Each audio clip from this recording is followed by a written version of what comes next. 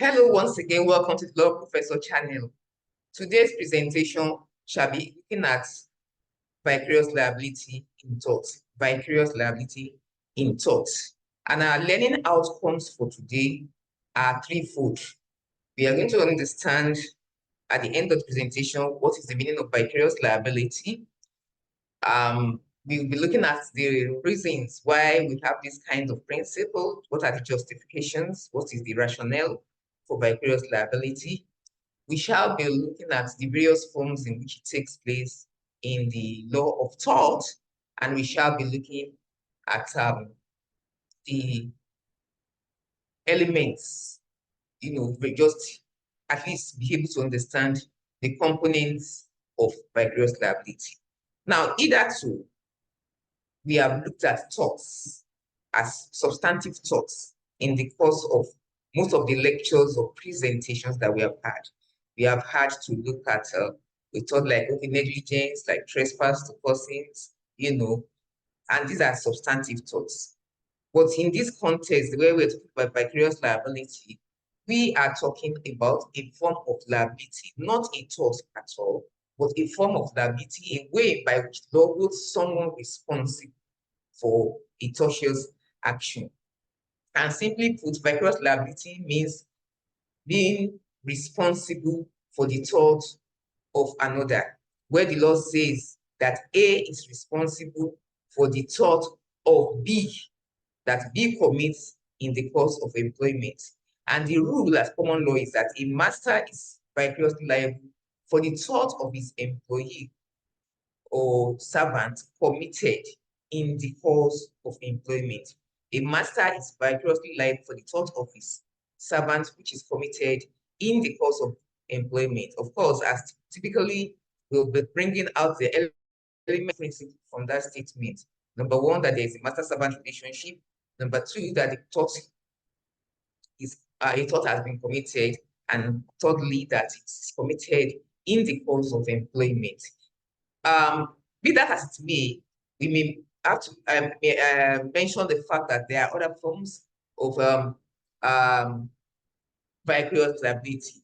But before we go there, let me mention and emphasize the fact that I said that it is not a tort. So if you are writing a law exam and you say the tort of vicarious liability, you have gone completely astray regarding that. It's a rule of convenience. It's a means of holding someone responsible for the tort of another person. And the various examples are the ones where an employer is held responsible for the tort of his employee, which the employee commits in the course of employment.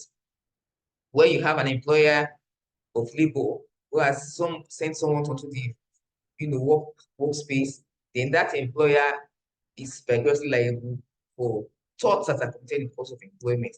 Of course, that's fact I've been saying that tort is committed presupposes that a tort has taken place, whether negligence, whether nuisance, whether Rylands and Fletcher, all the substantive torts that you are familiar with.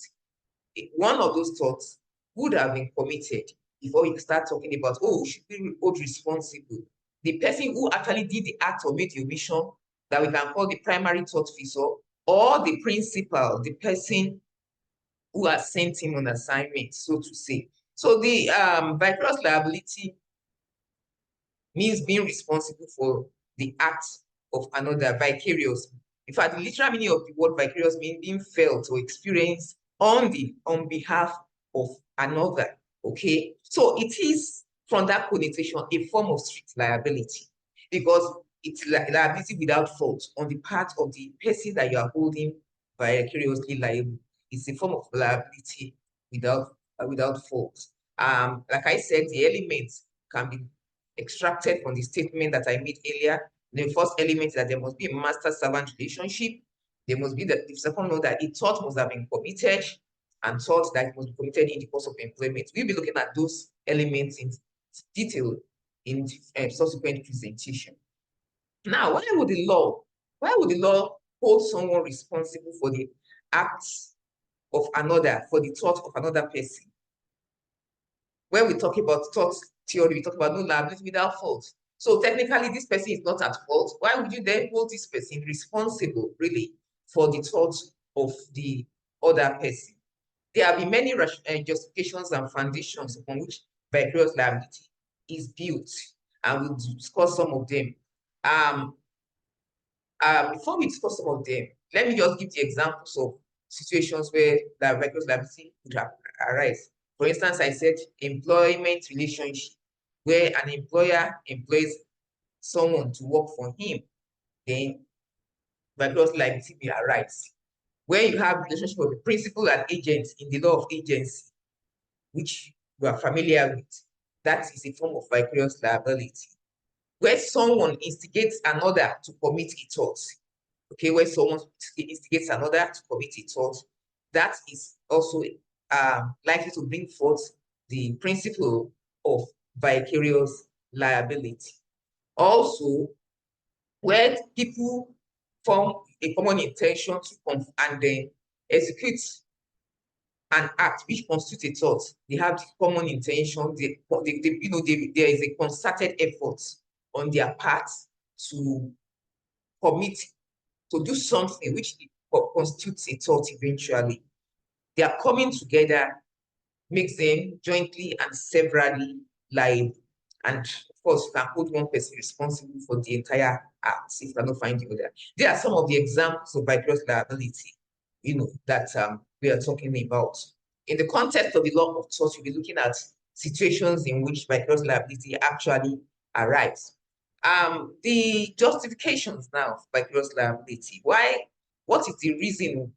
What is the foundation of this principle? On what premise does it law, which ordinarily says no liability without fault, now makes someone responsible who has not done something wrong directly? Now, there are many explanations that have been given for vicarious liability. Many explanations have been given in law, but some of them will be considered. The first one is the principle that talks about respondeat superior. Respondeat superior. The superior should be responsible for the act of the inferior.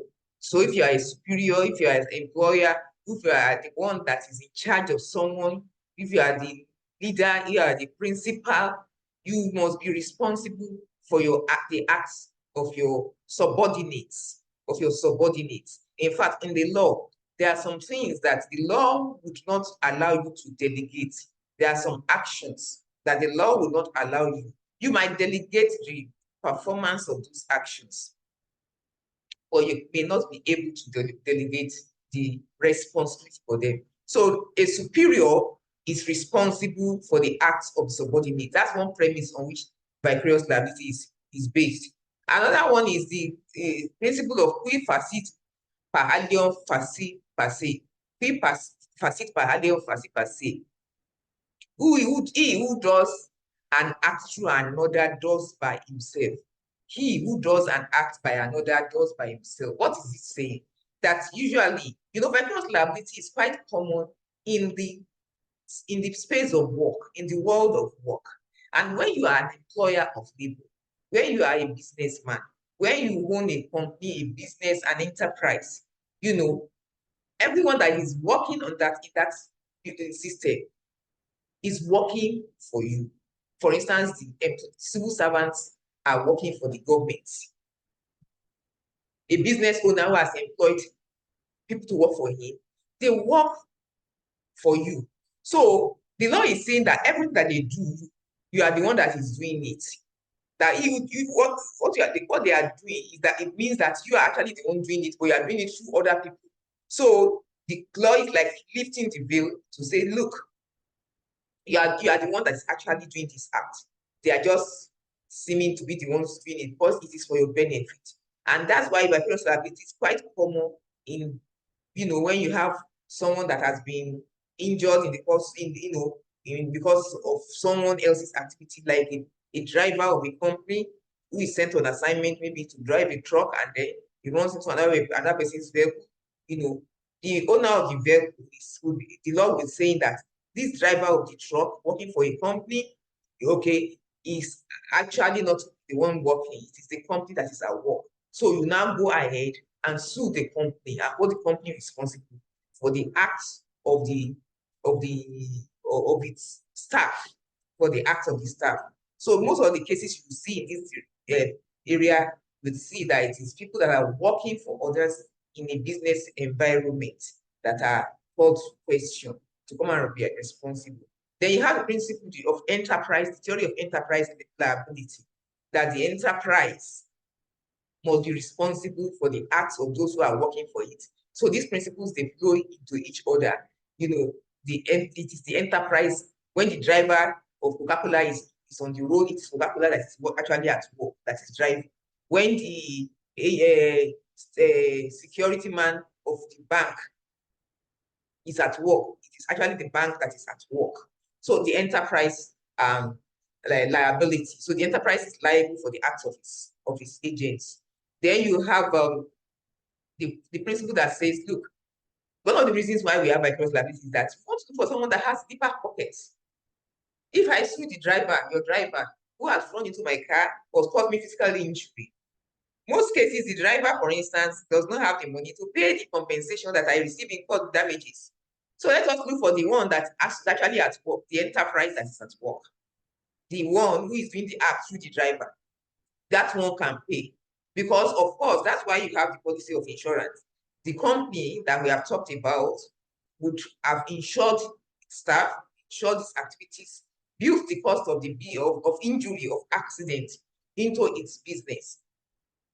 So those who are in business know that when you have a product that is coming to the market, a bottle of table water, for instance, it is not just the cost of producing that table water by buying the products that you put into the table water. It is also the cost of accidents in the course of business. You build it in. You have an insurance backup such that when that accident occurs, the pool of premium that has been paid to the insurance company will serve as the basis of compensation. So the company, the enterprise, the employer always has a deeper pocket, always have more money than the employee, who may not be able to repay the cost of the accident. And so we hold the one that has a deeper pocket, that is richer. The justice of this is difficult to sometimes explain to those who feel that there should be no liability without fault. Okay, but one of the premises upon which all these doctrines are based is the fact that when you know that you as the employer are going to be liable for the action of your driver, of the action of your agent, of your staff, then you will take the care to employ competent staff. You will take care to do proper supervision.